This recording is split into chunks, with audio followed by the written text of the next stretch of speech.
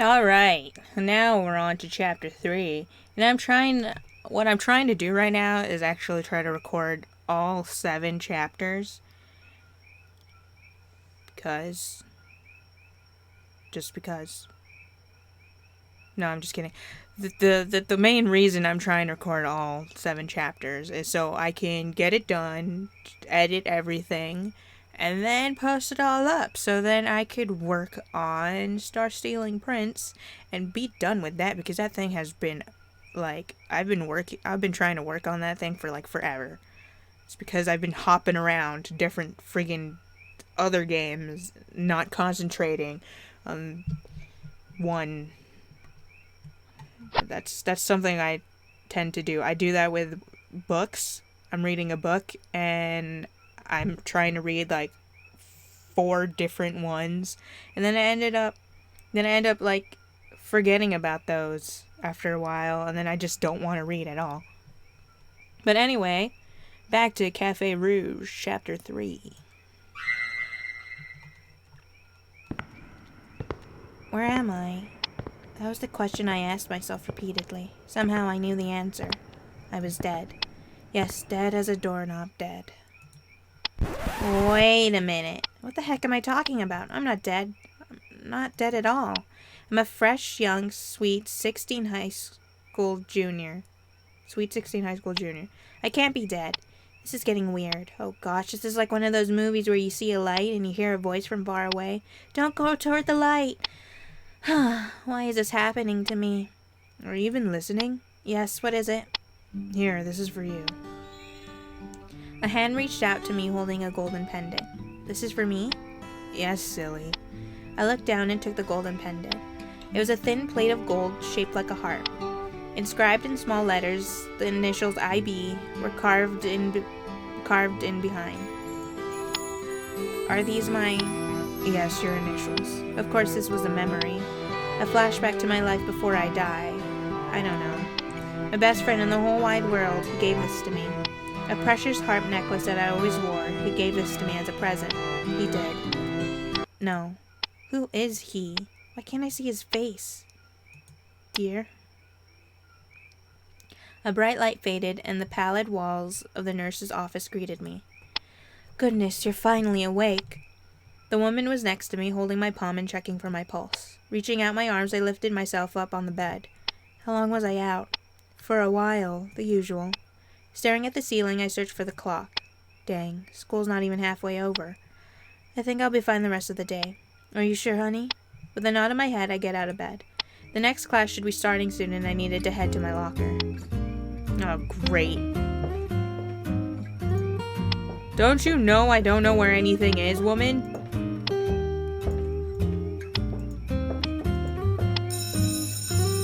Oh no! Hey, Val. No surprise Valen was there at my locker again. What took you so long? We chattered as I opened my locker, getting my books and binders for my next class. Then it suddenly occurred to me. When we were in middle school, Valen gave me this necklace, my heart pendant.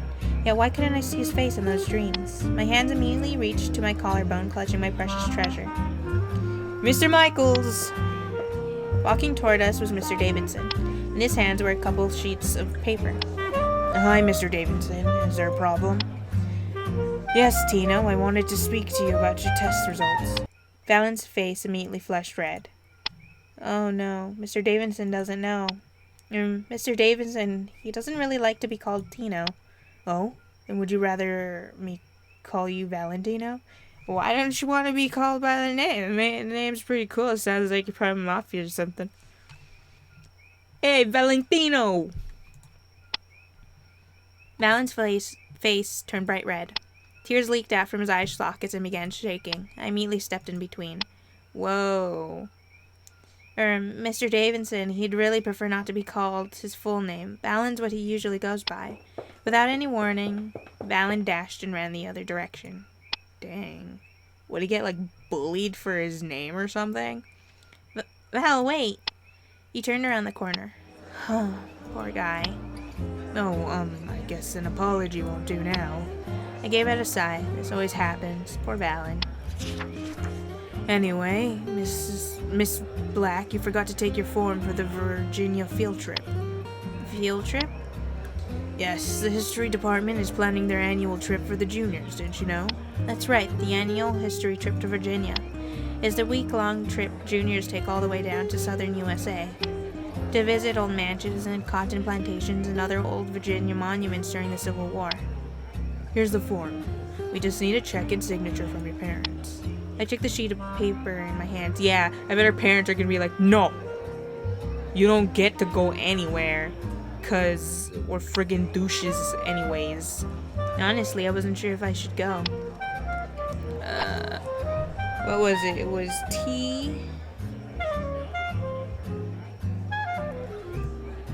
T9800. Alright.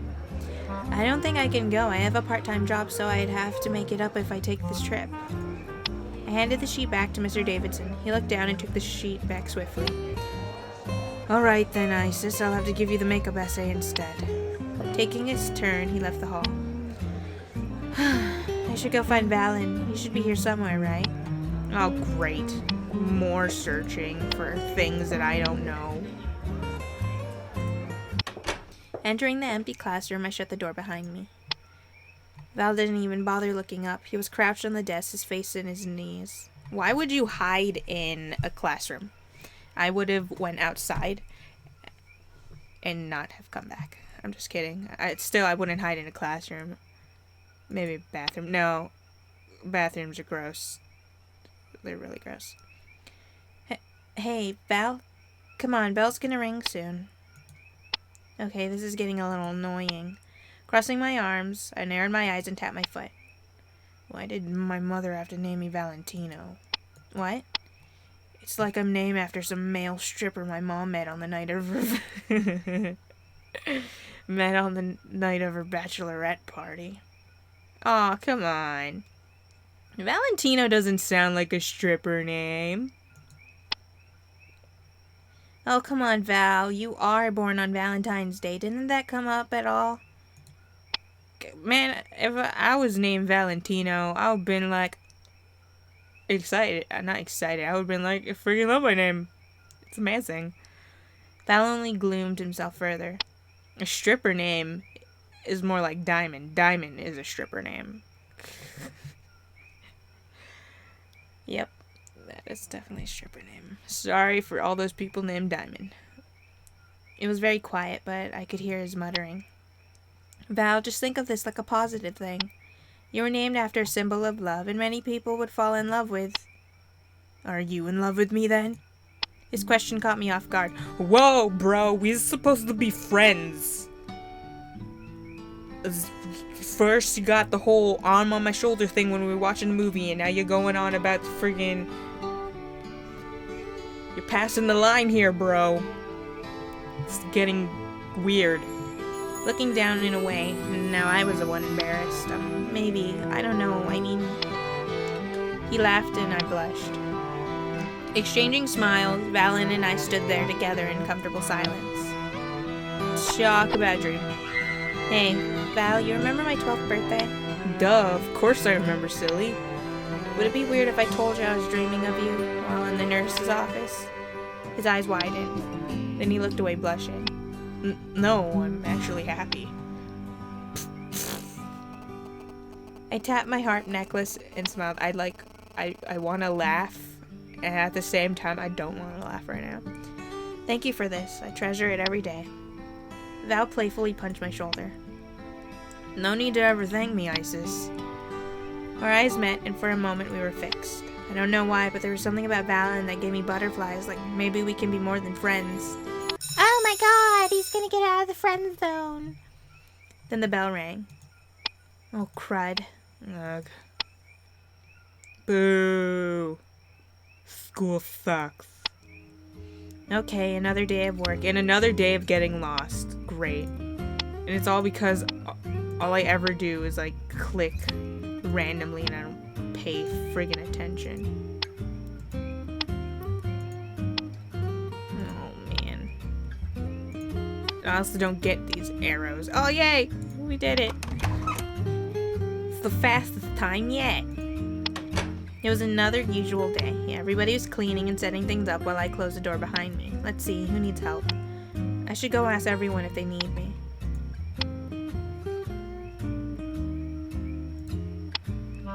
Let's see who needs my help. Not Candace. Candace can go suck it. Almost skipping over to him, I waved my hands eagerly.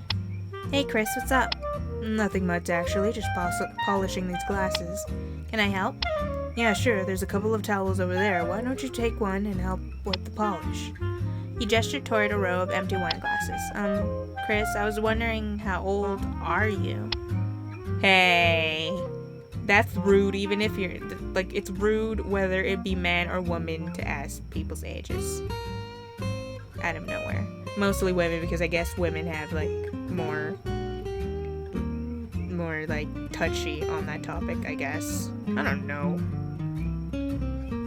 I was, like, freaking middle school, and I was told I looked 18, and I was absolutely horrified. I thought you'd ask sooner or later. I'm pretty old in human standards, 176 years to be exact. I can't remember if he said they weren't immortal or they were immortal. Oh well, I'm just gonna have to figure it out when I go editing. Crap. I bet there's a bunch of stuff I missed. And I would have been like, aw, man.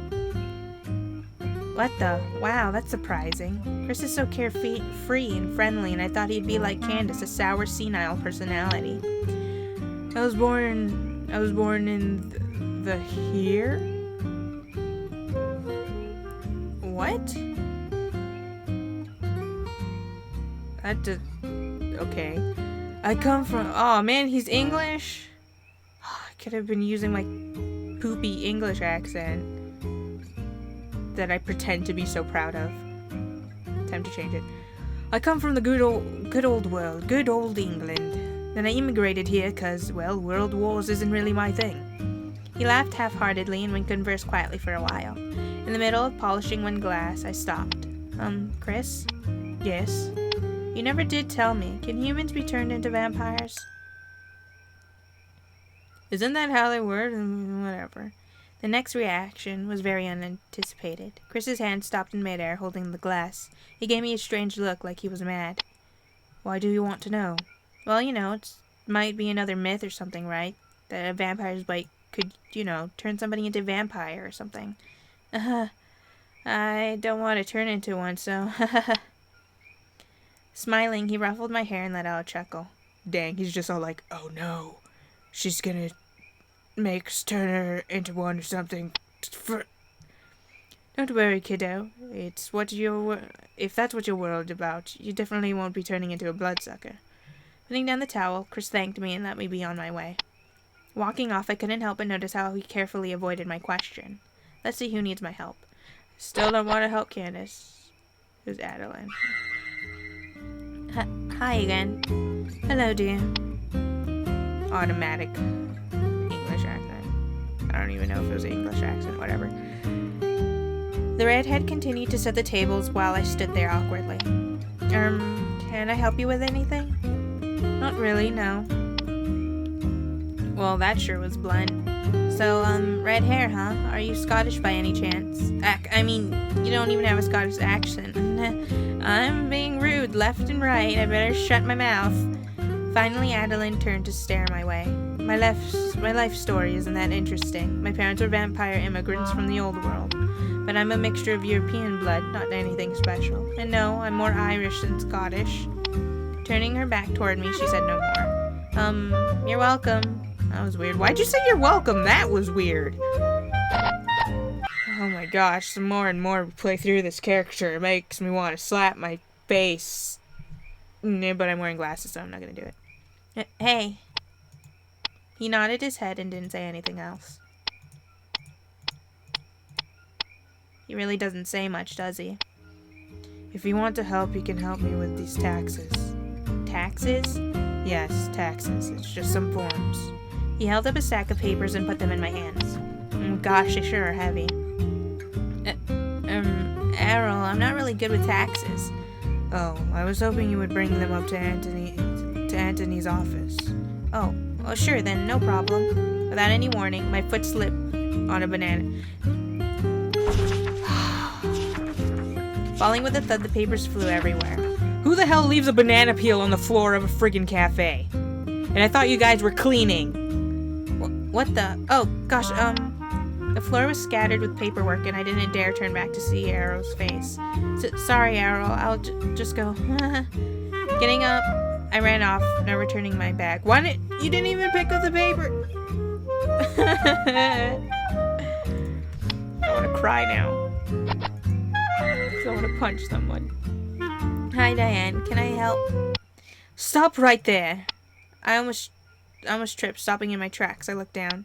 The banana peels were all over the floor. Oh my gosh. What's going on here? Diane, why are there... Damien. I'm sorry? Don't even ask. Damien's always does this purposely to cause trouble. Wait, but I thought he's a manager here. You know what, then this is why I'm glad I look at the ground when I walk. Because I don't trust the ground. I don't trust it at all. Oh, of course, but you can't expect him to boss us all the time, can you? And that's why everybody likes him. He's a great guy, charming, funny. He's able to keep a strict line between work and leisure, thus only Antony gave him this position. Bending down, I helped Diane pick up some peels and toss them in the trash. When everything was cleaned up, I went on my way. Let's see, who needs my help? I should go ask everyone if they need... Can I finish? I don't want to help Candace. What do you want?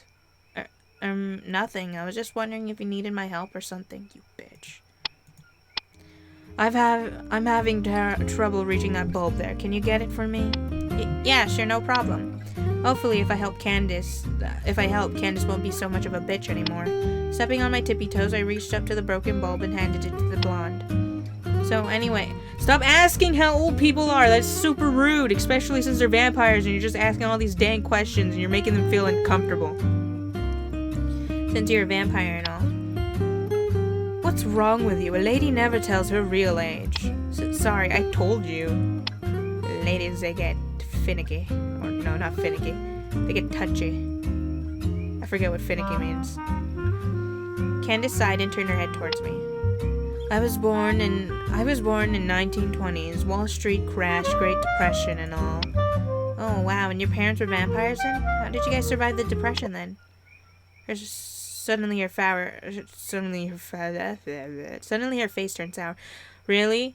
ISIS? Shut your trap already. Jeez. You're just left and right. You're just asking questions, making everyone uncomfortable because, ugh. Did I say something I shouldn't have? Yeah, you did. You asked stuff that's personal.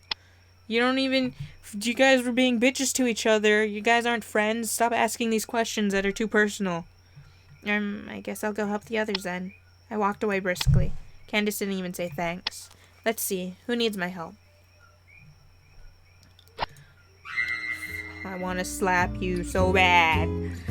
With nothing else to do, I picked up my belongings and got ready to head home. I was just about to leave the dining hall when Chris came up to me.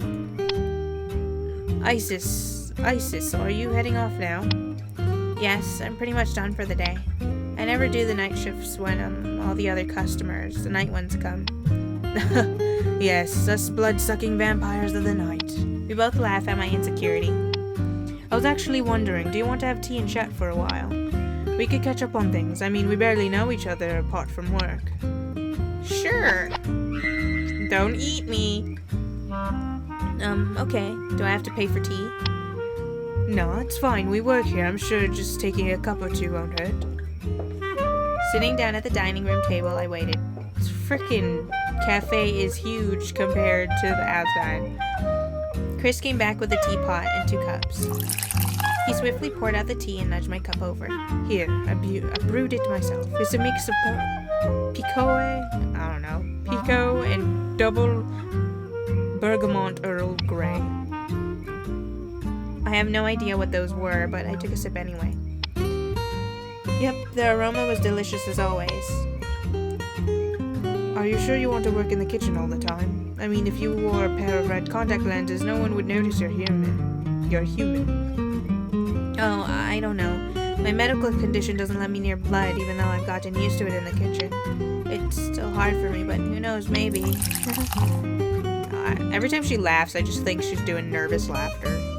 I poured myself another cup. I wanted to ask Chris more about Don't you dare! But he'd probably just laugh at me. Still, he hasn't answered the most important question yet. Chris, tell me more about vampires. Are there a lot of you? A sigh escaped from his lungs. That's weird.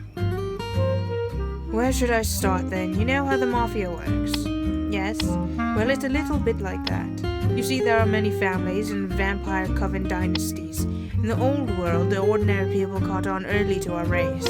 Back then it wasn't as easy to hide ourselves, because eventually years pass and we age slower than they.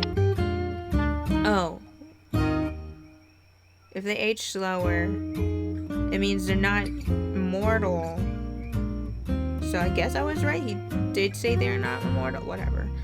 While we stayed in our middle age, the ordinary were dying of old age. We had apparently sold our souls to the devil to have eternal youth and immortality, but they were right to suspect us. It was a hard time back then, and sometimes we just couldn't control ourselves.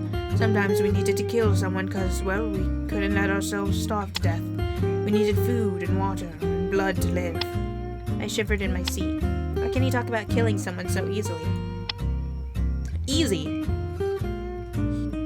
You could just be all like, I'm gonna go kill Candace, friggin' bitch. Then. Well, that's talking about wanting to kill someone, not actually killing anyone. Whatever. He continued, not noticing my reaction. When we came here, at least the more civilized vampires, we learned to control ourselves and to live in groups. We were in the new world with new opportunities, a new life, and became Americans. In living the American dream, our parents either moved continuously to avoid superstition. Didn't he say he was like 176? Meaning he's really not that old. When did he say he moved in? Moved over? Because it sounds like he moved over like way further back than he's talking. I don't even know when the year is in this game, so I'm gonna shut up now. Again. In living the American dream, our parents either moved continuously to avoid superstition, or we lived in vampire communities with no ordinary people. As long as we had enough blood in our systems, whether it be from an ordinary person or drinking from a family member, we didn't starve. The little history lesson was fascinating. I've always thought of vampires as blood-sucking monsters, but to hear their troubles in such a human way brought a new light on the subject. It was intriguing. You said you drank blood from family or ordinary people. What if a vampire married someone normal? Would their kids be? They'd all be vampires. Our genes are very dominant.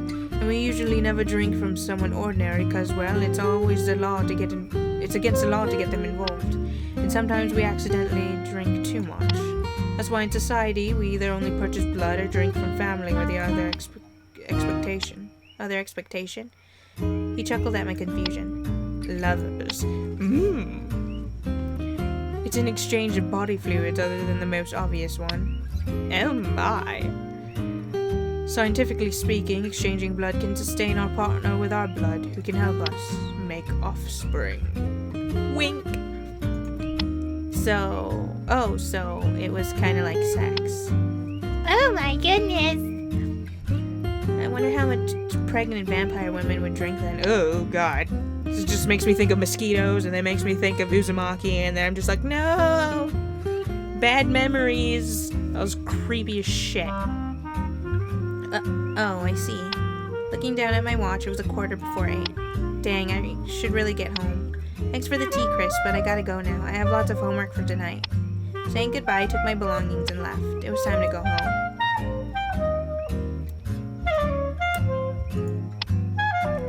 Oh, I'm home. What we gonna do now?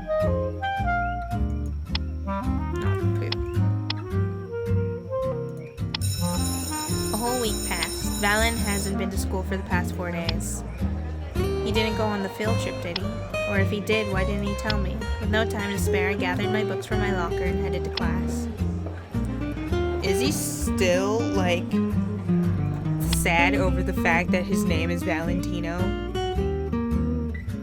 And is the only reason he's sad that his name is Valentino is because he thinks his name sounds like a male stripper name. Because really, it doesn't sound like a male stripper name. Well, it doesn't to me. I associate it with, like, mafia name or something. The school day flew by like a breeze. It was time to head to work as usual. Great. I hate work because I don't know my way. I don't know where to go. Oh, that was fast. Oh, even faster time. Wait, what did that... Upon opening the scarlet door, I was surprised to find myself in an empty room. Where is everybody? Making my way to the dining hall, everybody was all over the place. What's going on? Oh, Isis, glad you're here. We're really super busy with a big catering tonight. Big what? Catering? Yes, tonight the whole cafe will be hosting a big dining party. It's a very distinguished family coven. Vampire coven family. Candace walked up to us. Dear, why don't you head to the kitchen? Aldo needs lots of help tonight for everything. Oh, sure. To the kitchen! We need the appetizers done later, otherwise you're not gonna have time for desserts or... Upon opening the kitchen door, Damien's attention abruptly turned to me. There was a short moment of silence, and then he left. Afternoon, Aldo. What a douche nugget. Aw, man, words that I don't know how to pronounce. Tim is Isis Travis through whatever. I'm just making shit up now. We are very busy tonight. There are ingredients on that table. Bonne chance. I don't know if he's French or what because I don't recognize any of the words. Aw, man.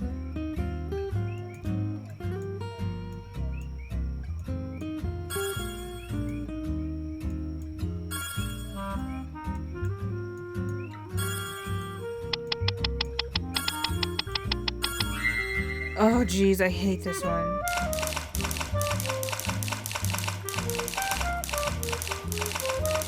So I'm guessing, like, every chapter is probably gonna have one of these friggin' games.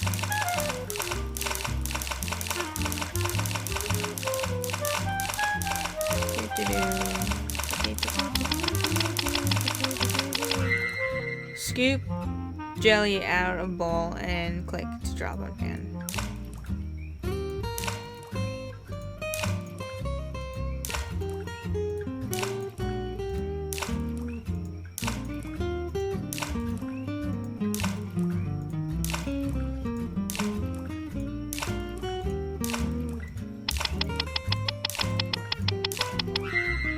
Wait, what was I supposed to do?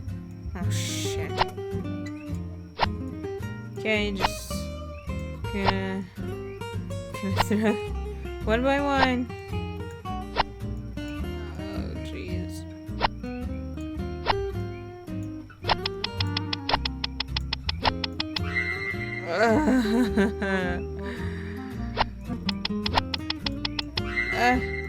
Oh, thank goodness I passed. Oh my god, those freaking little ball things, whatever they are, supposed to be jello, maybe little jelly beans. Fucking irritating to do. Phew, that was hard. You're telling me. I could hear the guests arrive outside of the kitchen door. Everything was so chaotic, but I had to take a peek. I sneaked outside the kitchen room door into the lobby. Some more wine, ma'am? Oh, thank you, boy. It was crowded. I could barely see anybody. I made my way to the dining hall. You know it's dangerous to go out there. What's wrong with you? Just as expected, it was crowded. I carried a tray holding glasses of champagne. Phew, nobody's noticing my green eyes. Congratulations on the golden 1,000. Your daughter must be so proud to be the only family with their grandfather left living. Oh, there's Suzanne now, and her son, the Michael's heir. The voices began to fade away, but I had to hear more. I could have sworn they said Michael's name. Oh my goodness! Our best friend is a vampire.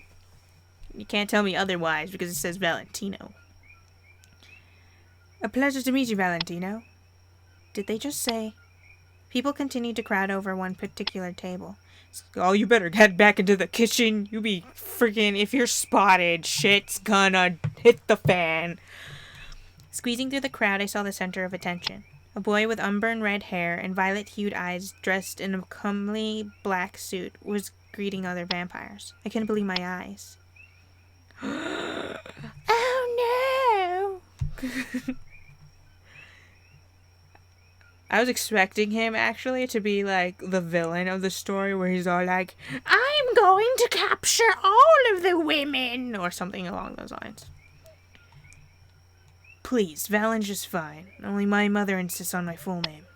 My mind blanked. Head back to the kitchen. Head back to the kitchen right now. It couldn't be true, but it was Valen in the flesh.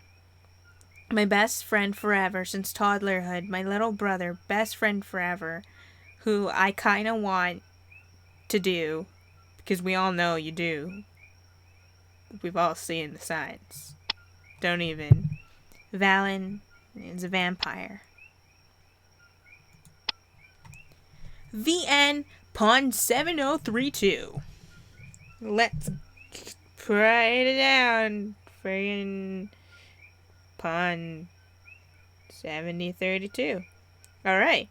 So I'll see you guys in chapter 4 when we see if Valen might spot Isis, or Isis will hopefully run to the kitchen and no one spots her, because I'm going to be really pissed off if shit hits the fan and just flings everywhere and it's just like, oh, it's a human. Ow. Eat her. Eat her now. Okay, I'll see you guys chapter 4.